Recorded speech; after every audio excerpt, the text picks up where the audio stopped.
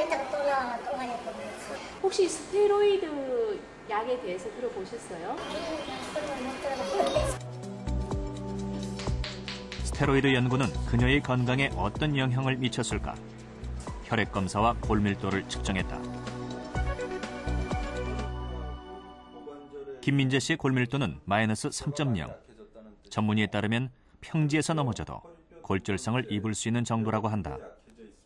골밀도 감소 현상이 지금 말하는 스테로이드는 이제 부신피질 호르몬인데요.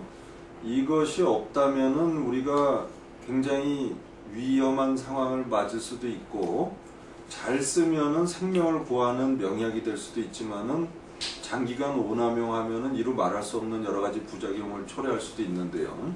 부신피질 호르몬은 대표적인 스트레스 호르몬이고 그런 그 위기 상황에서 우리가 가지고 있는 모든 총체적인 역량, 그게 영양분이 됐든 어떤 에너지가 됐든 세균과 싸우는 면역력이 됐든 간에 그런 역량을 총동원해서 극대화시키는 작용을 가지고 있습니다. 그래서 그 영양분이 뼈 속에 들어있든 근육 속에 들어있든 피부에 있든 간에 모두 다 증발을 해서 그 전쟁을 수행하는 데 써버리거든요. 그렇기 때문에 그런 부위들이 약해지게 되는 겁니다. 오랫동안 쓰게 되면. 강원도 원주. 김가려 씨는 비 오는 날에도 운동을 거르지 않는다. 무릎 인공관절 수술을 받아서 근육이 강화되기 위해서 운동을 열심히 해야 해요. 퇴행성 관절염을 앓아오던 김가려 씨. 의약분업이 되기 전 무릎 통증이 씻은 듯이 사라진다는 이웃들의 말에 의사의 처방 없이 약국에서 가루로 된 스테로이드를 사서 복용하기 시작했다. 스테로이드 약을 어디서 구해가지고 그렇게 드셨어요? 그거는 이제 제 개인 사정으로다가 말씀드릴 수가 없지. 그거는 저기 비밀리에 사 먹었으니까 그거 한 3년 정도 먹었을 거예요. 처음에는 한 번 먹었어요, 하루에. 그리고 이제 차차 좀 저거 해도 이제 더 심해지면 양이 늘는 거죠. 하루 2번도 먹고 그 다음에 3번까지 먹었어요. 그런데 스테로이드를 복용하는 횟수가 늘어나도 통증은 완화되지 않았고 오히려 몸에 이상 증세들이 나타나기 시작했다. 처음에는 한 번 먹어도 안 아프더니 나중에 또 2번 먹어도 아프고 그 다음에는 3번을 먹어도 아프더라고요. 이게 무릎이 너무 상태가 안 좋고 온몸 전체가 무척 많이 부었었어요. 60kg가 넘었었어요, 제가. 60kg가 넘었고 그런데 뭐 완전히 다리도 팔자형이지요. 펴가지고. 결국 김가래 씨는 관절염이 더욱 악화되어 지난 4월 무릎의 물렁뼈를 제거하고 티타늄을 삽입하는 수술을 받아야 했다. 이렇게 휘어진 상태로. 무릎 관절의 그 측면 사진을 이렇게 보시면 슬개골이 있으면 슬개골만 있어야 되는데 위에 이렇게 비정상적으로 큰 뼈가 막 생기고 밑에 뼈도 생기고 이런 것들이 퇴행성 관절염이 진행하는데도 불구하고 관절을 계속 써서 스테로이드 성분 때문에 환자분이 통증을 좀 덜 느끼고 그래서 관절을 계속 쓰다 보면 이렇게 비정상적으로 뼈도 많이 생기고 또 위아래 뼈가 이렇게 많이 닿아서 뼈가 뼈를 깎는데도 환자분이 큰 통증을 모르고 지내게 되는 그런 상태가 되겠습니다. 스테로이드 제제는 그 질환을 치료하는 치료약이 아니고 증상을 완화시켜주는 약이라고 먼저 이해를 하셔야 됩니다.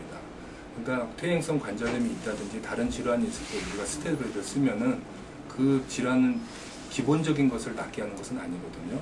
그런데 그거를 스테로이드 제제를 복용함으로써 통증을 못 느끼고 살게 되기 때문에 오히려 관절은 점점 더 망가집니다. 환자가 느끼지 못할 따름이죠.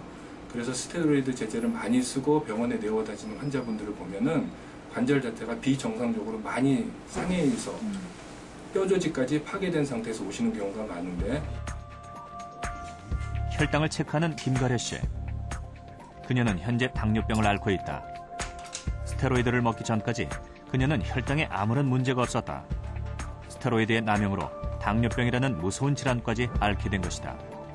스테로이드 부작용이 이 정도 올 걸로 알았더라면 관절이나 당뇨 절대 사용을 안 하죠. 그게 진짜 독약이나 한 가지인데 그걸 어떻게 먹어요? 이렇게 고생을 이렇게 이런 병이 오고 그럴 줄을 아는데 그걸 왜 사용을 하겠어요? 전혀 몰랐으니까 사용을 했죠. 스테로이드를 사용할 때는 한 두 가지를 생각을 하게 되는데, 즉 양면의 칼이라고도 볼 수 있습니다. 부작용의 종류를 따지면 여러 가지가 있는데요. 대표적으로 이제 혈당이 올라간다든지, 오래 쓸 경우에 혈압이 올라가거나 또는 전해질 대사 이상 같은 것도 올 수가 있고요. 또 뭐 골다공증 같은 게 올 수가 있고, 또 이제 오래 쓰는 경우에는 아까 전에 면역제제의 오래 쓸 때의 부작용으로 그냥 감염에 대한 저항력이 떨어지게 됩니다. 서울대 약대 김상건 교수팀은 스테로이드가 남용될 경우 인체의 저항 능력이 약화되는 원인을 세포 차원에서 세계 최초로 규명해냈다.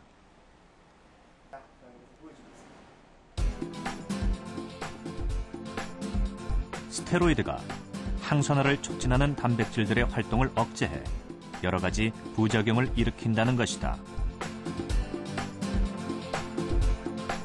CB-베타와 NRF는요, 세포가 살아있게 하는 힘이 되고요. 또 죽어가는 세포에서는 재생하는, 세포의 성장, 분화, 또 적응 능력에 관여합니다. 더욱 중요한 것은 이들 단백질이 항산화 능력을 증강시키는 그런 힘을 갖고 있습니다. 근데 지금 말씀드린 스테로이드 약물을 복용할 경우 SMRT를 매개로 한 그런 효과 때문에 이들 전사인자의 활동이 정지되게 됩니다.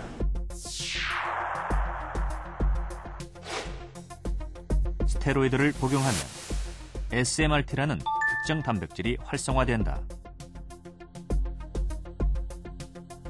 문제는 이 단백질이 항산화 능력을 가진 단백질들과 결합해 그 기능을 억제한다는 것. 결국 스테로이드의 오남용은 산화적 스트레스에 대한 우리 몸의 저항 능력을 떨어뜨리게 된다. 항산화 능력이 저하됐다는 것은 세포로서는 숨을 못 쉬는 것과 마찬가지입니다. 그렇게 됐을 경우 세포가 위축되고 죽고 기관에 장애가 생기는 그런 결과가 될 수 있습니다. 여러분은 건선이라는 피부 질환을 알고 계십니까? 건선은 피부의 각질층이 정상인보다 빠르게 증식해서 발생하는 질환입니다. 전체 인구의 약 1.5% 정도가 건선 환자라고 하는데요. 이 건선을 치료할 때 가장 많이 사용되는 약이 바로 스테로이드입니다. 그런데 건선 환자들의 경우 스테로이드를 장기간 사용할 수밖에 없고 또 그만큼 부작용을 호소하는 사람들이 많아지면서 스테로이드를 대신하는 새로운 치료법이 개발됐다고 합니다.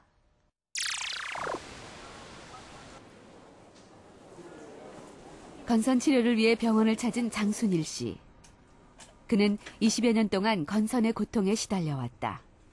약 먹고 비타민 D 좀 못 먹는 바람에.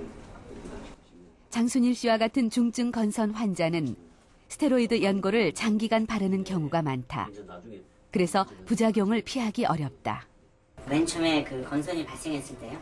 그래서 여러 병원을 다녔는데 거기서 이제 약을 하고 스테로이드 연고를 발랐는데 몸무게가 제가 한 60kg 나갔었는데 바로 한 75kg로 올라가더라고요. 그래서 뭐 도저히 바를 수가 없는 부작용이 많이 발생해서 약과 스테로이드 연고를 바를 수가 없었어요.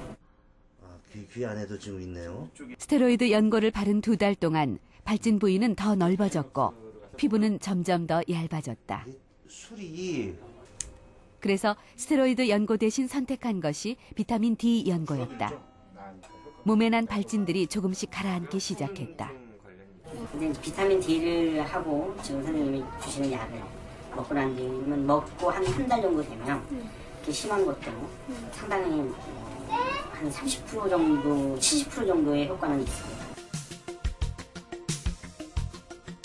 서울대 의대 피부과 윤재일 박사팀은 비타민 D 연고의 얼굴 건선 치료 효과에 관한 연구 논문을 발표했다.